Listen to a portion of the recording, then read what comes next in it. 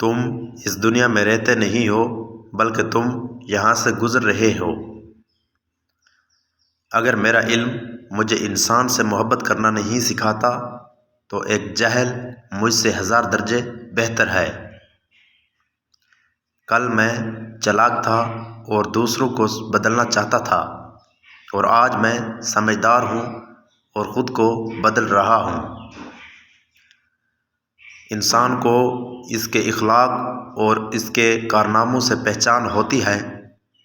محض صورت اور بڑے نام سے دھوکہ نہ کھا۔ حسد انسان کو اس طرح کھا جاتا ہے جس طرح دیمک لکڑی کو کھا جاتی ہے۔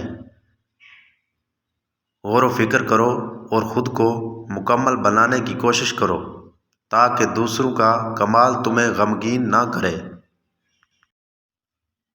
اللہ جس کو شکر کی نعمت عطا کر دیتا ہے تو وہ بڑا اور بے نیاز بن جاتا ہے۔ تمہاری پریشانیاں تمہاری بے ادبی اور ناشکری سے جڑی ہوئی ہیں۔ اگر تمہارے پاس بہت ہے تو اپنی دولت میں سے دو، اور اگر کم ہے تو دل میں سے دو۔ اپنے آپ میں کچھ کمال پیدا کر تاکہ دوسروں میں کمال دیکھ کر تم کہیں غم میں نہ پڑ جاؤ۔ جب تیرا راز دل میں چھپا ہوگا، تیری وہ مراد بہت جلد تجھ کو حاصل ہو جائے گی۔ جھوٹ کبھی عزت نہیں پاتا، چاہے اس کی پیشانی پر چاند نمودار ہو جائے۔ سچ کبھی ذلیل نہیں ہوتا، چاہے سارا زمانہ اس پر کہکے لگائے۔ انسان کو اخلاقی اقتدار کی پاسداری کرنی چاہیے، ورنہ مرتے وقت پچھتاوا اس کا مقدر بن جاتا ہے۔ اگر سونے کا اتنا ہی شوق ہے تو اللہ کے راستے پر سو، شاید وہاں سے کسی اللہ والے کا گزر ہو اور وہ تمہیں خواب میں غفلت سے جگا دے۔ دنیا میں کھو کر تم نے اسے اپنے لیے بوجھ بنا لیا ہے۔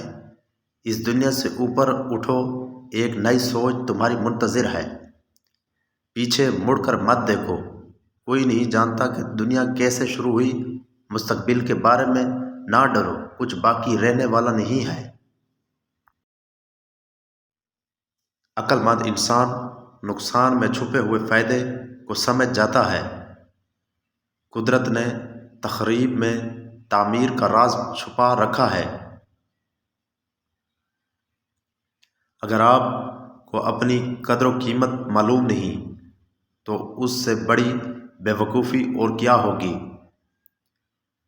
آپ قطرہ نہیں سمندر ہو، آپ ذرہ نہیں پوری کائنات ہو۔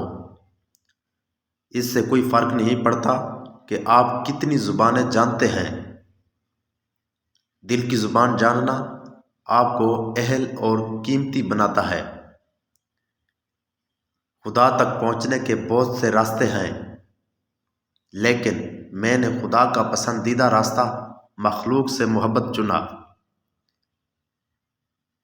مزے میں ہے وہ شخص جو خود ہی سے نکل گیا اور کسی زندہ دل کا شریک صحبت ہو گیا۔